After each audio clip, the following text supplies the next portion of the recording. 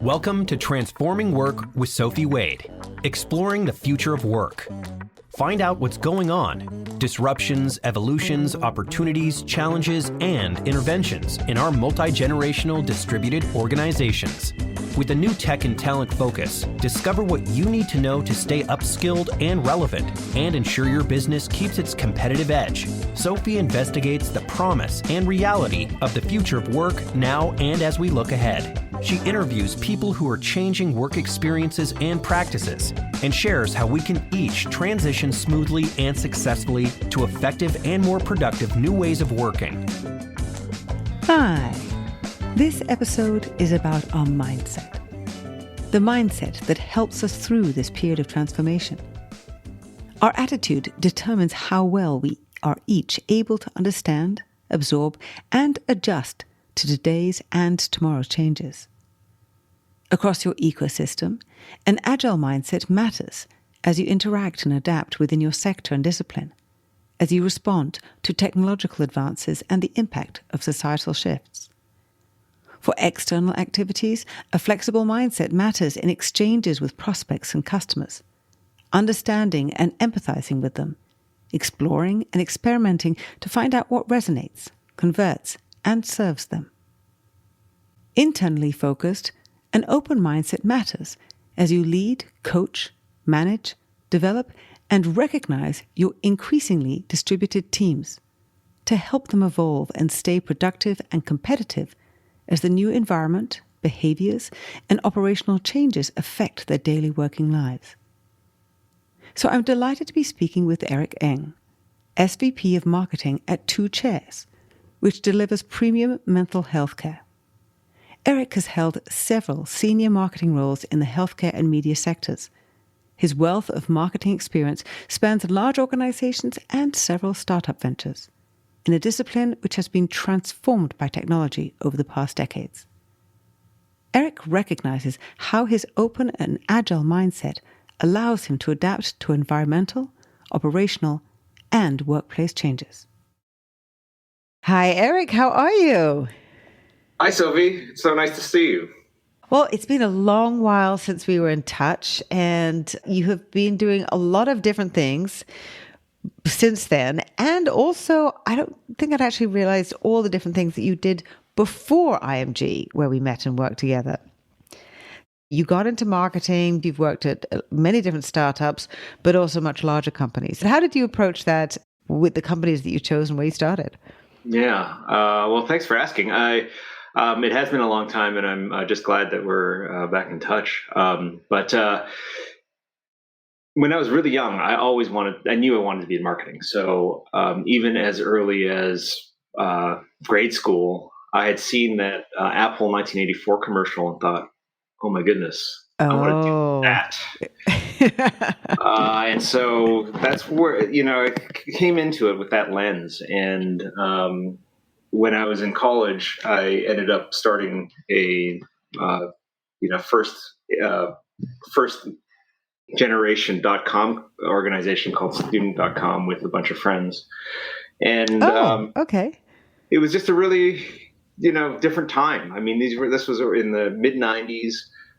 We were, a bunch of snotty-nosed kids, didn't really know what we were doing or getting into, and raised some money and, made a go of it. And we felt we were so smart, right? We had this concept, everything's going to change, and we're, at the leading edge of everything that's happening. And so did that for quite a bit, 4 or 5 years, brought in some gray hairs, some additional folks to work on our teams.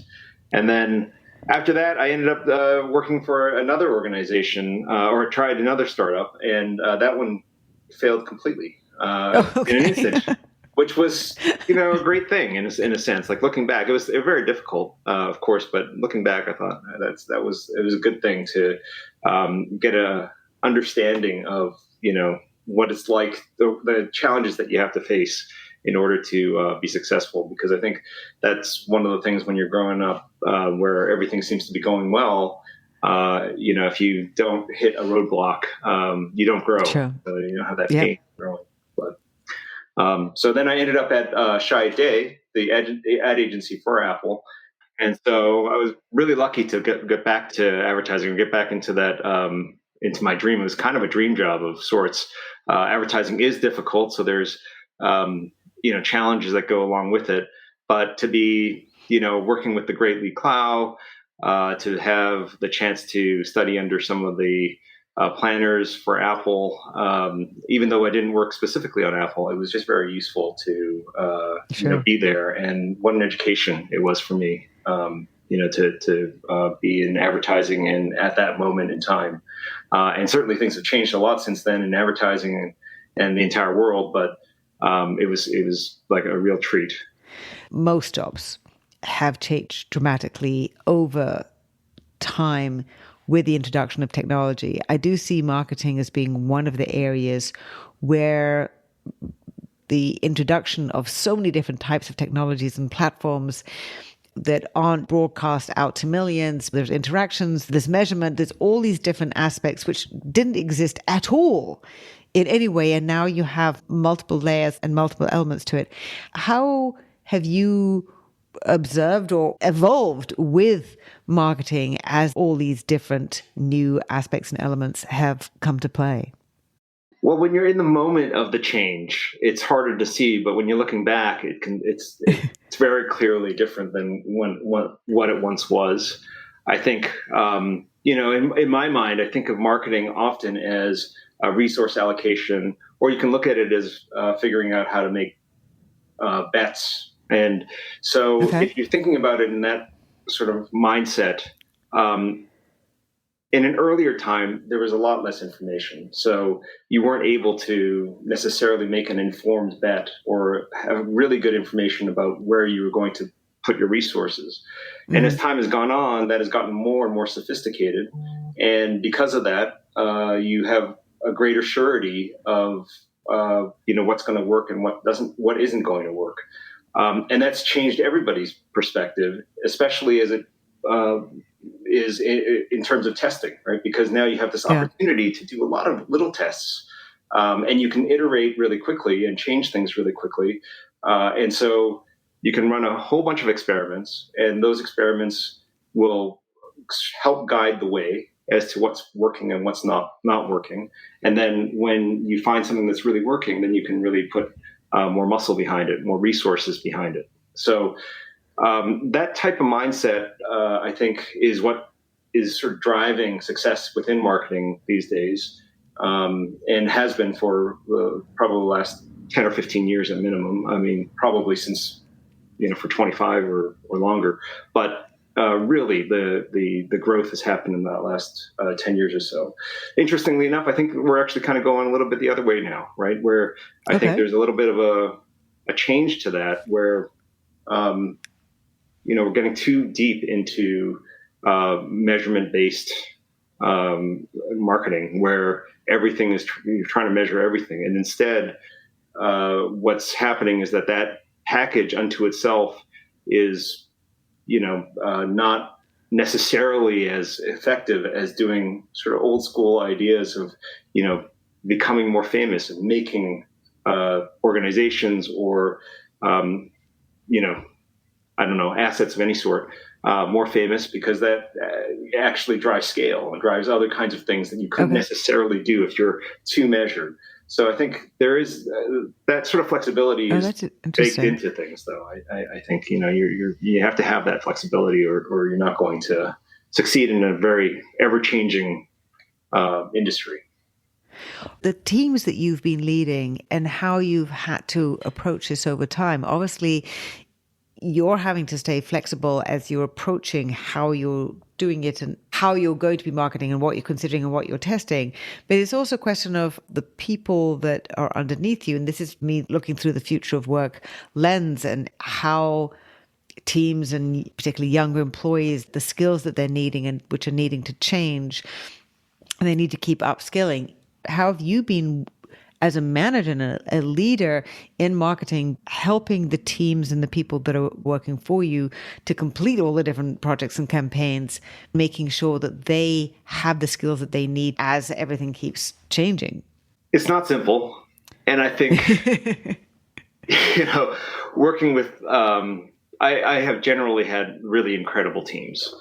So I'm really lucky and grateful for the teams that I've had. It's partly also in building teams. So often in organizations as of late, I've been building teams from a relatively small place, not too many people on the team, and then growing it into a much larger one, is to screen for that mindset of Okay. that, you know, the world underneath the ground is shifting constantly. So if you're not in a position, or if you're not, don't have the mindset that that might actually happen consistently and constantly, then, you know, you're not necessarily going to be, you know, like well suited for the moment when that does happen, because it's almost certain to happen. So I think, first of all, it requires a kind of mindset that, you know, you're not making the same widget over and over again for many years. Sure. That it's about the diversity of things that are happening constantly, the willingness to engage in tests and testing, and then be able to adjust based on the results and the data that might come back from that. So it all is about that sort of learning, and then what I like to put on top of that is a sort of teaching layer. So I'm hoping that internally, that the people who are learning are also going to, as part of their learning, to teach others. Right? You know, so Oh, okay. it gives them that ability to sort of solidify the things that they're thinking about and really learn it Right. well. I mean, there's nothing like teaching something in order to learn it.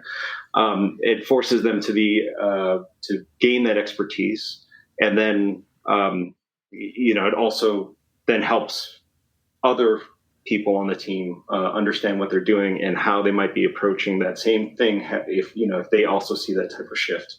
So that's generally how I would say, like, framework wise, how I would think about it. Obviously, everything has its own specific, you know, problem or need or challenge. Sure. And you clearly have that mindset in terms of being able to work at small companies and big companies, but also be moving into different types of companies and different types of sectors. Having gone from student.com and then to advertising, then IMG, which is sports marketing and media marketing. I think IMG is one of the most interesting companies I've ever worked for because it has so many different types of companies within it. So that is a multitude of experiences at the same time. And since then, you've done some other things and then moved into healthcare. What was it that you were looking for in all these different experiences that had you moving in the direction you did? Well, I think for healthcare, it's really an area where the mission can help drive the entire organization forward. So when I think of healthcare, I mean, it almost all certainly talks about the patient, or in our scenario at Two Chairs, client, you know, making sure that they are the center of the universe, because that's the most important person. And it's easy to rally behind that. So not only for myself, I mean, which is, you know, I view myself as a fairly mission-oriented person, but also for all your teammates. Everybody who's there has that same sensibility of really trying to push a mission forward, trying to improve the lives of others. And so, you know, I think the other part of that idea of mission, being mission-oriented, is that, you know, missions and brands are really very aligned, right? They're both very long-term. You think of them as, you know, a sort of a long-term goal.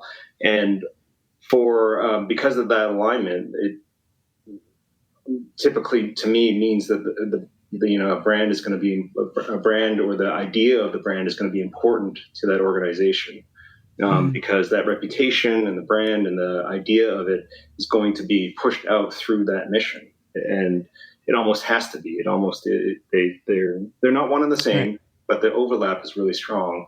And so, if there is a strong mission, and there's a real belief within the organization that the mission is important and is the thing to do, and it's not just you know, words on a page, then clearly the idea of this long-term development, which to me is partly like the, you know, the core of a brand, the crux of a brand, Right.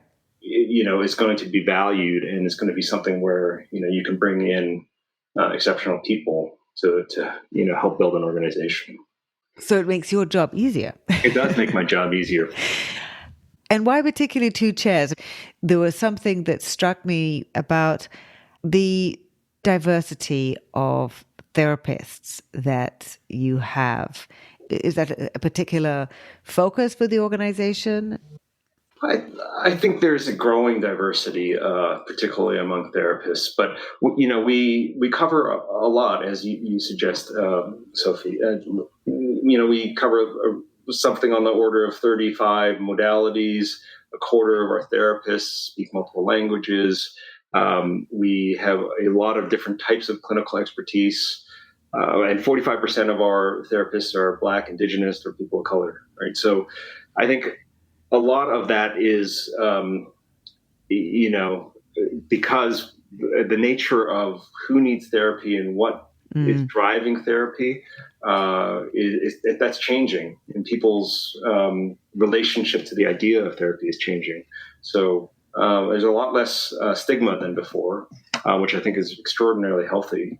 Right. And clearly, we're emerging from a moment where people's mental health had really deteriorated, and so the need is stronger than ever. So, and the reason we have that, I think, and why it is sort of an important part of how 2 Chairs operates, is because we have this real belief that that connection with your therapist, this idea of a therapeutic alliance, is really perhaps the best predictor of having successful outcomes for mental health. If you match really well, you end up having a great outcome, not just an experience. I mean, I'm obviously interested in user experience as a marketer, but really in this case, of course, healthcare, the actual outcomes for a patient or a client really, really matters here. And so if you view that as true, this idea that the therapeutic alliance, and I think there's study after study that would say that, like, you don't have a good relationship with your therapist, or it's not a really good match, then nothing good's going to come out of that, right? So you need that to be good.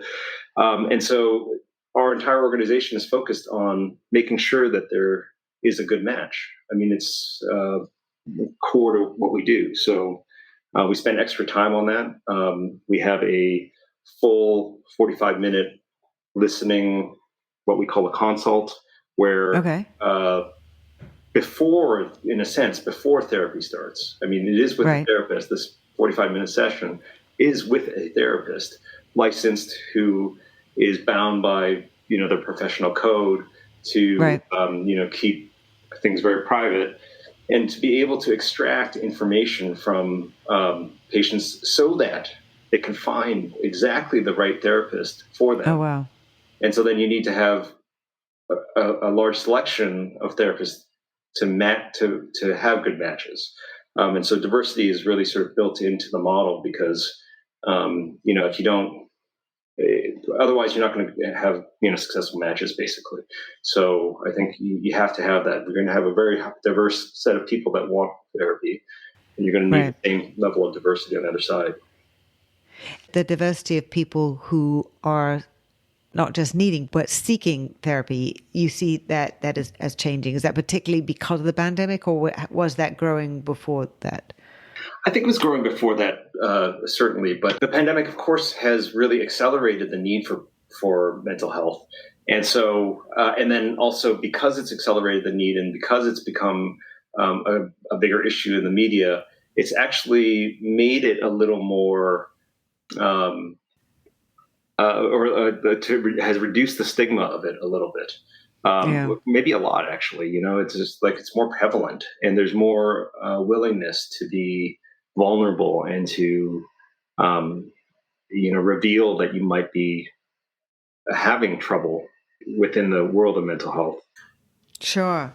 It interests me from one comment that you'd made before we started about how you are working, about the fact that prior to the pandemic, you had really thought that marketing, despite all the technologies and all the different tools that you had, really was something that needed to be done in person. But that's not exactly how you look at it now. I'd love to hear about your transition and how you obviously were forced to experiment and explore how you could do things differently. But now, where did you end up? Yeah, that's obviously changed a lot too. Prior to the pandemic, I don't think I really ever worked remotely. Okay. But the pandemic had really changed that, of course.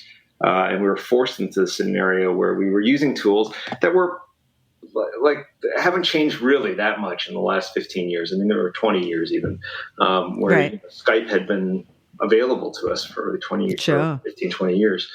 And and yet we never really embraced them because we were never forced to do so. And now I see that very differently. I mean, I think, if you're going to hire top talent within marketing, I think you're going to have a really difficult time to do that if you're not going to provide a scenario where it's going to be at least hybrid or maybe it's remote. And that's really changed all sorts of parts of work.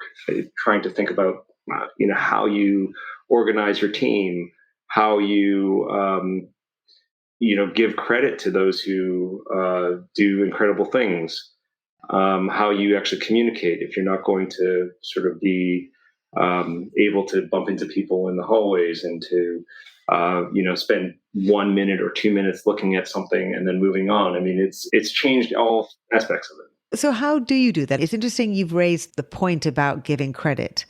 What are the ways that you used to give credit? How do you do that now purposefully? And is it the same with each person? Good question, whether it's the same as each person, but maybe I'll go back and sort of talk about how it used to be done, because I think it has changed a lot. Right? I do remember there were times when in a sales organization, hey, we made a sale, and people literally have a bell and they're ringing the bell Yeah. so that everyone on the floor can hear that something has Right. happened, and they turn their heads and so, and then I remember actually there was a group of sales teams, a sales team that I was sitting in on a call, and they had like a big sale had happened, and they they suddenly you could hear this like dial tone thing, or people pressing some numbers on it, and it's just like going on for about 30 seconds, and it seems so unusual. And what it Right. was they were all pressing the number 5 because they were Okay. high-fiving each other. And that was the craziest thing, because you're thinking, okay, that is so cool, but so stupid too. But I like it. It's just doing something new, doing something different. Oh, I like it. Okay. Yeah, but they were remote, right? I mean, the Yep. sales team. So how do they find that level of sort of celebration and community? Right. Today we might see that on Slack. You see it on Yeah. Slack where you with the benefit of many different types of emojis, or you could put a Sure. GIF up there. You can do it in that scenario. But I also think that having it in a big meeting can be very helpful. Mm. I think it's still important to indicate to people that they're being seen, and Right. you can't really get that from Slack, really. I mean, a little bit, but it's not the same as being in person or in real time, let's say. And having that in real time, during a meeting where you take a minute out of every meeting, or especially the large ones, to give kudos and shout outs to people for living up to the values that your organization espouses to, especially, or lives up to the mission that you're trying to achieve. I think those kinds of things are really important. And in a way, I think, meetings have been getting a bad rap, right? I think they're more important today than ever before. I don't like to waste time in meetings, so I understand where people are coming from. But then on the other hand, in a hybrid or remote type of scenario, if you don't have really well-formed meetings, then what connection do you have? I mean, it's not going to be possible just to do it on Slack. Right. I think the well-formed or well-thought-out meeting is the key. I mean, there are so many meetings and it ends up wasting a lot of people's time who didn't need to be there. But if one is thoughtful about it, then meetings certainly have a very important role. But it's not easy managing hybrid teams or teams, particularly if you are remote a good chunk of the time and you're managing people who are both in the office and not in the office. What are the ways that you yourself have adapted to be successful running distributed teams? Because it really isn't obvious. And you have done a lot of management of teams who are all in the office. And this is one of the areas where I do see leaders who are also needing to transition to much more of an oversight, coaching type of roles. And that goes to what you were saying earlier on in terms of teaching people and bringing them in, coaching them up, and then getting them to teach others. Are there particular management methods or ways that you think about how you are tackling this new challenge? Certainly different than it was before. And partly it is also shifting your mindset. So for me, I think I would say that the main thing is really about empowering and trusting those who are on our teams. And also I think, you talk a lot about empathy, and it's also about having strong empathy about their scenarios and their situations and how they might manage their own lives and their days differently than before, right? So particularly those who are really early in their careers, I think, they might not know too much of the working world outside of the pandemic, like before the pandemic. So if they came into the working world during the pandemic, or maybe just a year or two in,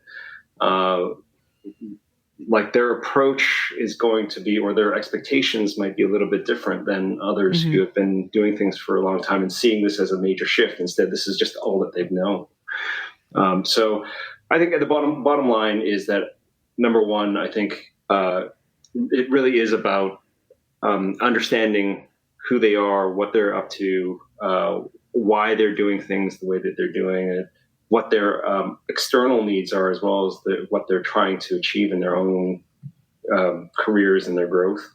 And then secondly, entrusting them with the assignments, the work, the actual idea of what you're trying to achieve by talking about the goals in a very different way, and being more not necessarily specifying exactly how things are done, and being more mindful as to the end goal, why we're doing it this way, what are the guardrails, and then trying to have them come to their, to explore and get to the conclusion, perhaps in a different way than you might have expected. Eric, trust, you say that in a very natural way. Trust is not necessarily so common in many workplaces. Is that something which is true, particularly of two chairs? You've talked obviously about the vision and the mission. Is that something that you make sure that you cultivate, either purposefully or just that's part of how you do it, with every team that you have? Because there are lots of managers who don't. Maybe they want to, but they don't trust their team. How did you create that trust, or were prepared to give that trust to your team? Yeah, I think it is, it's two chairs, but also for other organizations that I've been in, I think, and what I'm trying to cultivate is that. So it's a bit of everything there. I would say for those who are on my team, I mean, I think I'm trying to create a scenario where they aren't going to be completely afraid to fail, to have that sort of a safe spot for them, and then to set up guardrails that might prevent anything really negative from happening.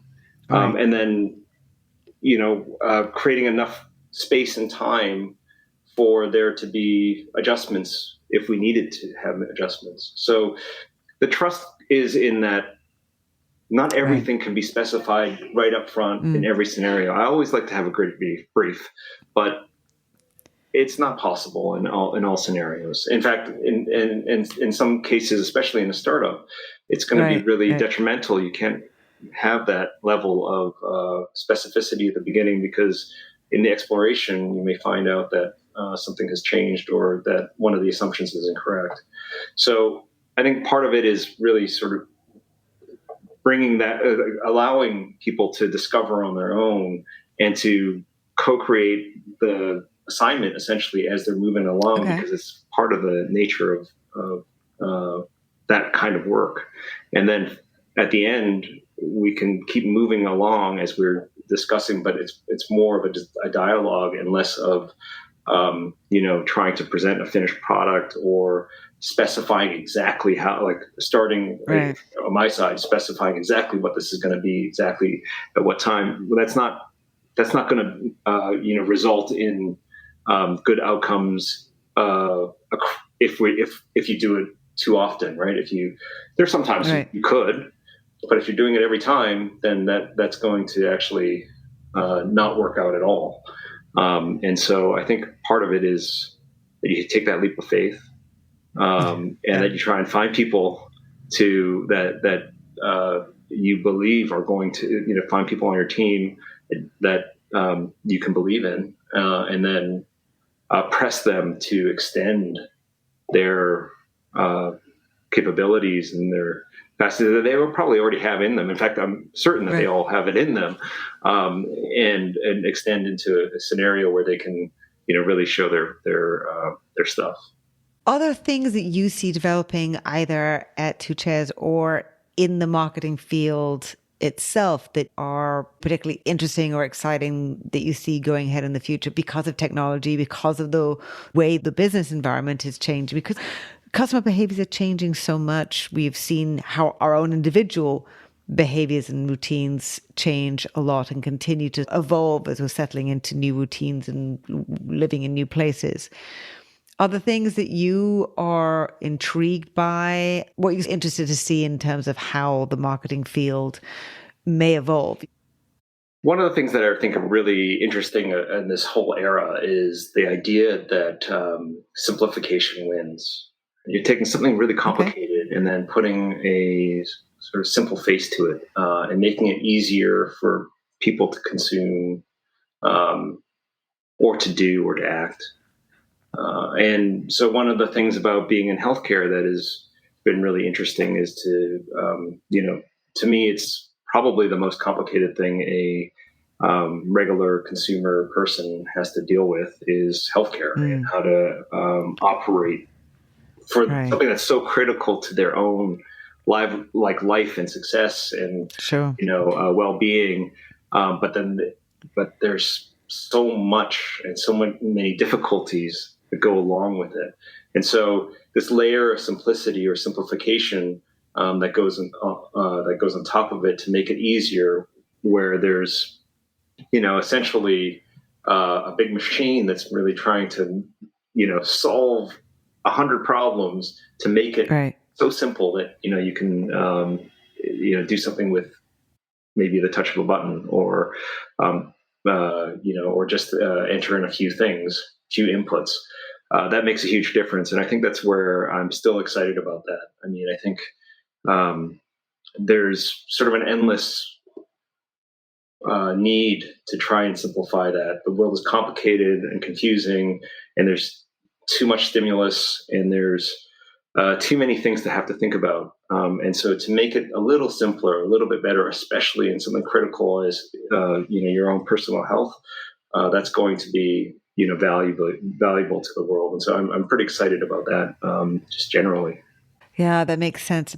Through a friend's own ill health, I found out about people who are patient navigators because it was so complicated to try and get through the system to get any kind of help and access money that was available and services that were available.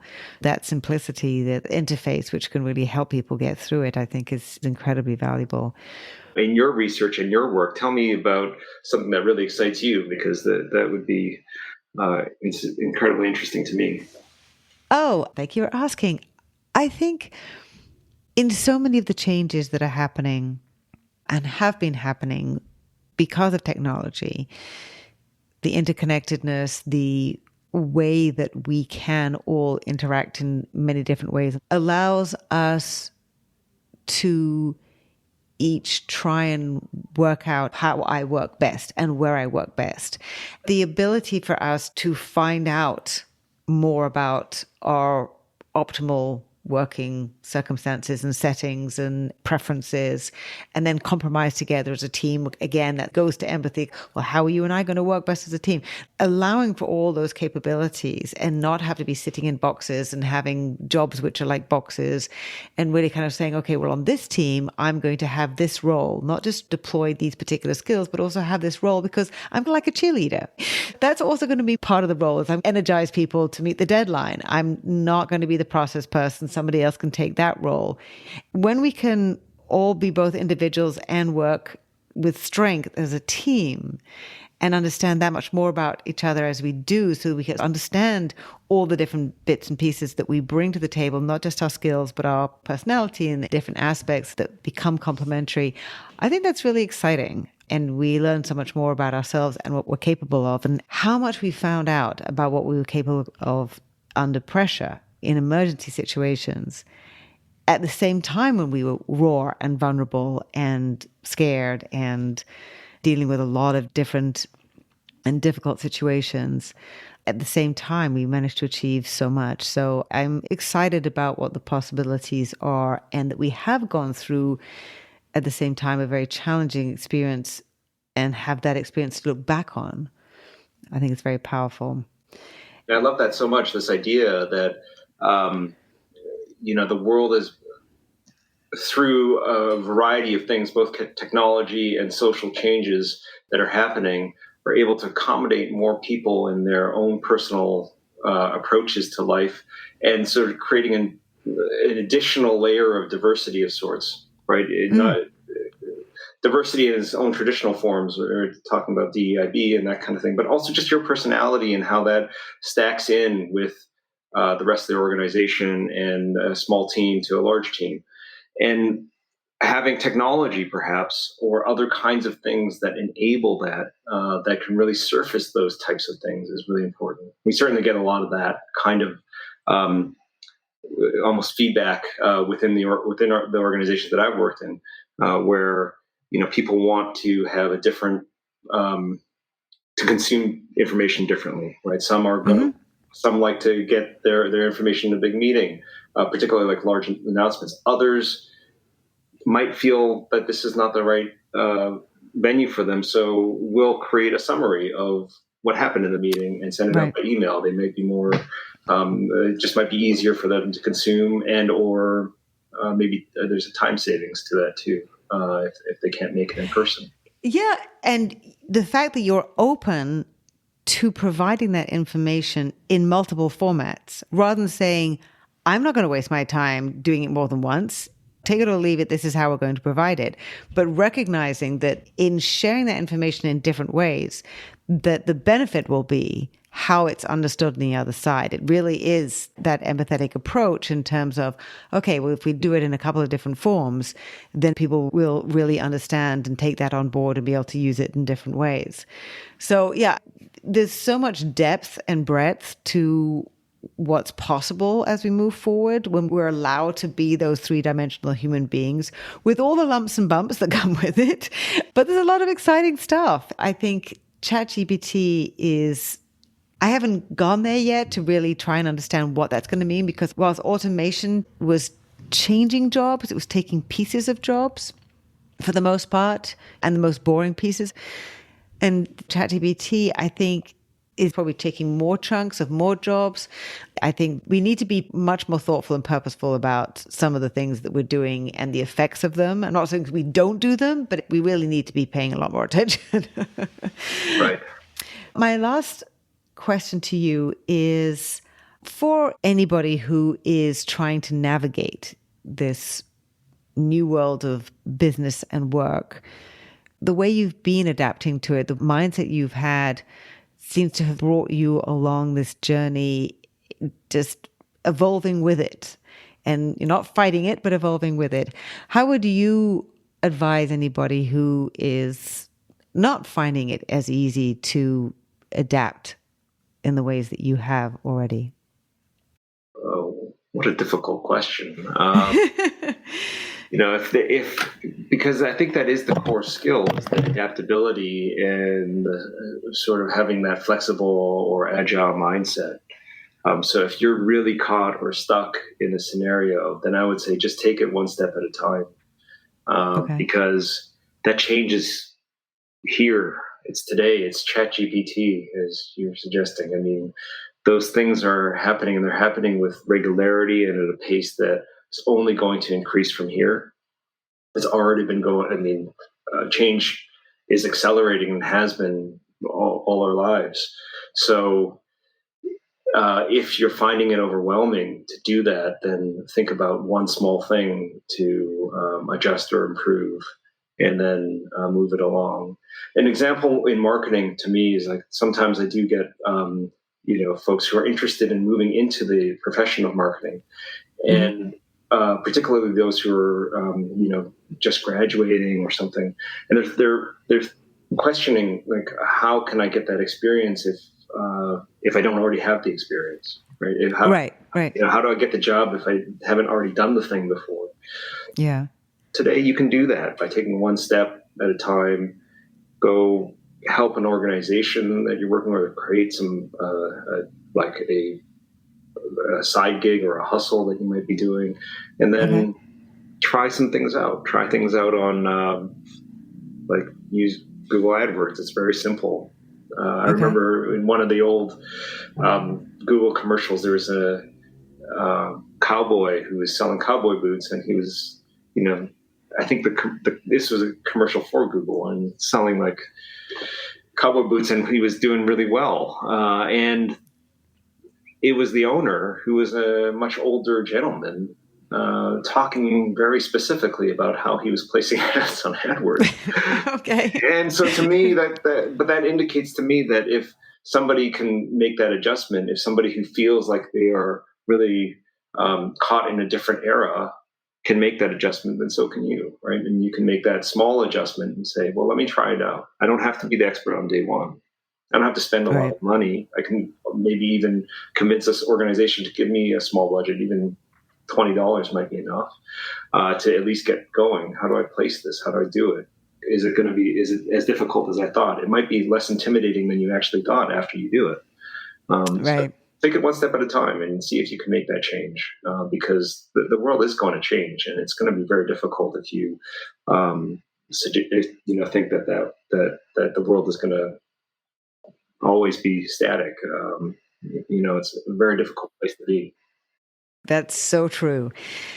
And on that wise note, thank you so much, Eric. It's been great talking to you, and so interesting to catch up and hear what you've been doing and how you've been evolving and helping so many different organizations along the way. Thank you. Thanks so much, Sophie. It's really nice to catch up. Thank you again so much to Eric Eng, SVP of Marketing at 2 Chairs. You can find out more about Eric and follow him on LinkedIn, as well as get more information on 2 Chairs at 2chairs.com. Immediate action tip. If adapting with an agile mindset becomes overwhelming at times, take one small step that you haven't taken before and explore the new experience. If you are interested to find out more about how an open-minded, flexible mindset is beneficial to navigate the transition to the new era of business and work, check out my new book, Empathy Works: The Key to Competitive Advantage in the New Era of Work. If you enjoyed this podcast, why not tell a friend? as well as like it, and please write a quick review wherever you listen. For regular video updates, curated useful articles, research and information, follow me on LinkedIn and Twitter at @SophieWade. For more information to help navigate this period of transformation, you can also sign up for my Work in Progress newsletter on LinkedIn and my blog, which is available on sophiewade.com and flexcelnetwork.com. Until next time.